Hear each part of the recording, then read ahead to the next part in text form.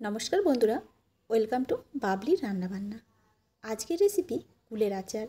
टक मिष्टि झाल कुलेर आचार सबारই पछंद, छोटो थेके बड़ो सबाई भालोबाशे। तो आमी आजके किभाबे बानाबो कुलेर आचार सेटाई तोमादेर साथे शेयर करब। और এইভাবে आचारटा बानाले एक बछर पर्यन्त आचारटा भालो थाकबे, एकटुओ नष्ट होबे ना।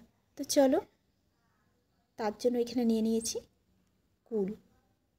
कुलगुलोके आगे भालो करे आमी गरम जले धुए एकटू फाटिए नियेछि।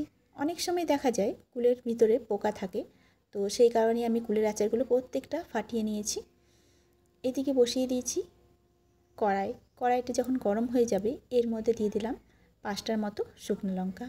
शुकनो लंकागुलो प्रथमे आगे एकटू लाल करे भेजे निलाम, तारपरे दिए दिलाम गोटा जिरे, मौरी और 5 फोड़न सबगुलोई आमी 1 चामच करे नियेछि।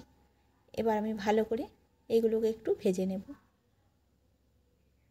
किछुक्षण भाजार परे जखन देखबो जे मशलागुलो भाजा हये गेछे, मशलागुलो तखन नामिये ठंडा करे राखबो। এই যে দেখতেই পাচ্ছ মশলাগুলো ভাজা হয়ে গেছে আর প্রত্যেকটা আমি সমানভাবে নিয়েছি। এখানে মশলাগুলোকে গুঁড়ো করে নিয়েছি।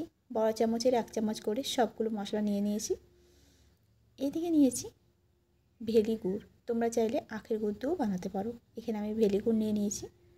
প্রথমে কড়াইয়ের মধ্যে দিয়ে দিলাম সরষের তেল।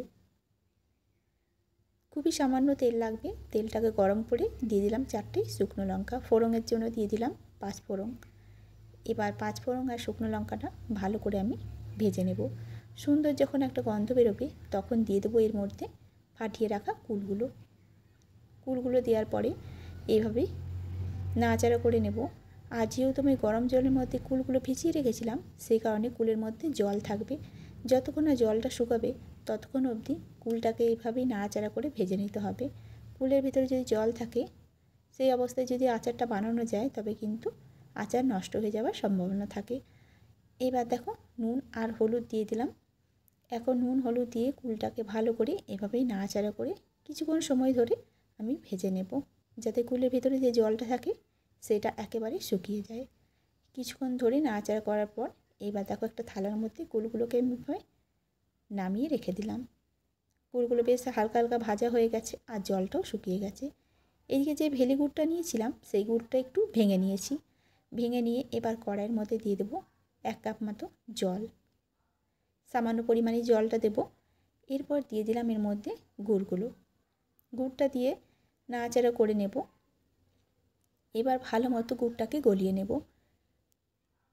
খুব ভালো মতো গলিয়ে নিয়ে একটু ফুটিয়ে নেব। কিছুক্ষণ পর এভাবে ফুটানোর পর কালারটা একটু চেঞ্জ হয়ে আসবে, তখন এর মধ্যে দিয়ে দেব এই যে ভেজে রাখা কুলগুলোকে দিয়ে দিলাম।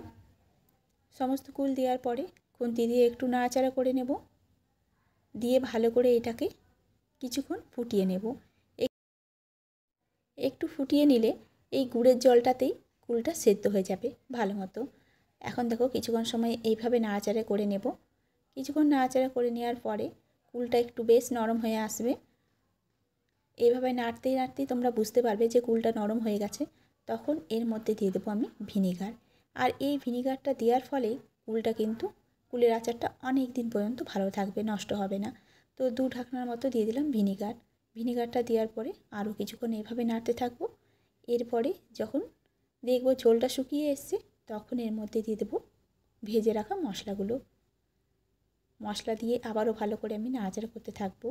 আর এই আচারটা একটু ঝোল নামাতে হয়, কারণ যখন ঠান্ডা হয়ে যাবে তখন আচারটা কিন্তু একটু জমে যাবে।